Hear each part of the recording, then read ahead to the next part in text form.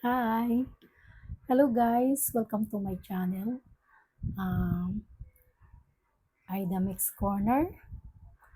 And shout out kina Kuya Val Santos Matubang, ang founder ng Kalingap, ama ng Kalingap, kay Ate Edna Vlogs, ang ina ng Kalingap, at kay Kalingap Rob, at sa kanyang wifey na si Ma'am Jack Tubang. Guys, grabe talaga ang paghanga ko sa mag-ama, sa kanilang advocacy, sa kanilang paglingap. Grabe, walang katulad. Kaya ito yung nag-push sa akin na gumawa ng channel at saka magre-reaction sa kanilang mga videos. Guys, first time ko lang po ito kaya medyo eto nangangapa pa po. So, ito ako ngayon, good vibes lang ang gusto ko. Ayoko yung mga bad vibes. Basta good vibes lang tayo, okay? So, bear with me na lang ha. Tulungan niyo ako para ma-improve ko yung aking mga hindi pa nakasanayan. So, ang aking first video ay sa mga Kalingap Angels. Gusto ko silang isa-isahin sa pag-content. Unahin ko muna si Viancy. Si Viancy sa kanyang murang edad, kinikilig ako sa kanya na cute ako sa kanya, na-amaze ako sa kanya kung bakit meron siyang angelic na kagandahan, simply, mabait na anak, magalang na anak, at ngayon, hindi pa man siya nabahayan, eto na, binabalik na niya ang naitulong ng kalingap sa kanya. Siya na rin ay naglilingap. So, doon ako mas lalong humanga sa kanya sa tatay ni Angel na andyan siya, hindi niya tinalikuran. So, isa na yon sa mga nalingap ni Fiancé. Kahit paman, ito na yung sinabi niya na noon na kung wala siyang baon, binibigyan siya ng tatay ni Angel. So, sa ganung halaga, hindi niya nakalimutan yun. Binabalik niya. Possible na hindi lang si Angel ang kanyang magawa ng ganon. So, nakakatuwa, no? So, ito naman ngayon, tuwa ako talaga, kinilig ako sa kanila ni Kalingap Edo. So, shout out Kalingap Edo. So, pagbigyan mo ako ngayon na re-reactionan ko muna kayo. At salamat sa pag-guide mo kay Viancy. Napaka-mahiyain niya. Pero ngayon, unti-unti na niyang nalabas yung kanyang hidden talent. Diba? Marunong kumanta.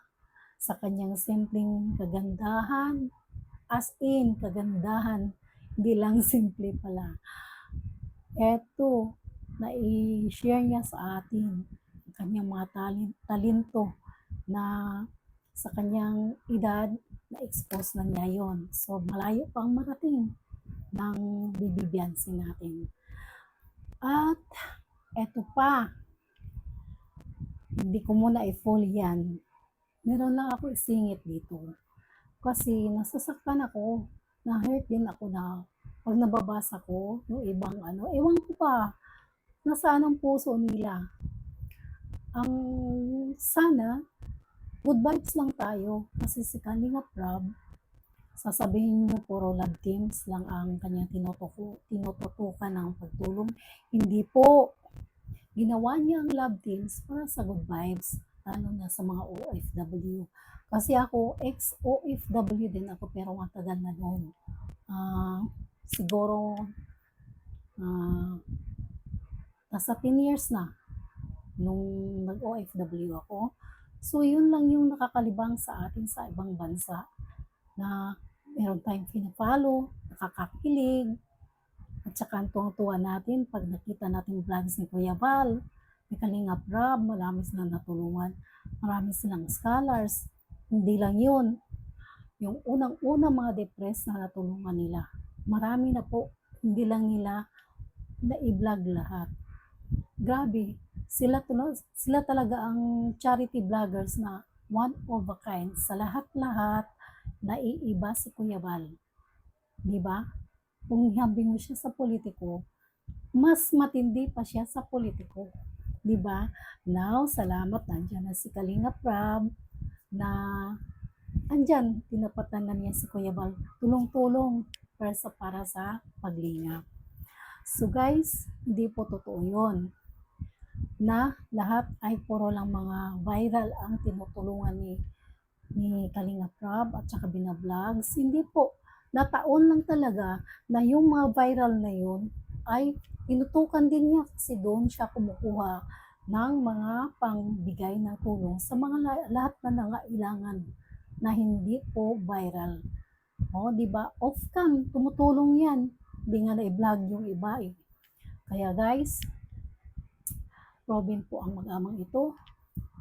Hindi lang sa mga nangangailangan, seniors, depressed, o mga byudo, byuda, mga maraming may anak, marami na silang napabahayan.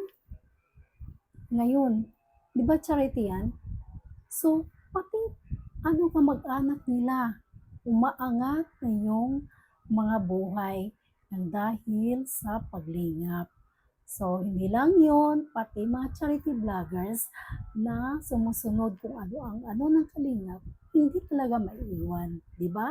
Proven, pag tayo ang ah, nasa pwesto na, sa poder nila ng mga vloggers, basta sundin lang ang rules, umaangat talaga kayo.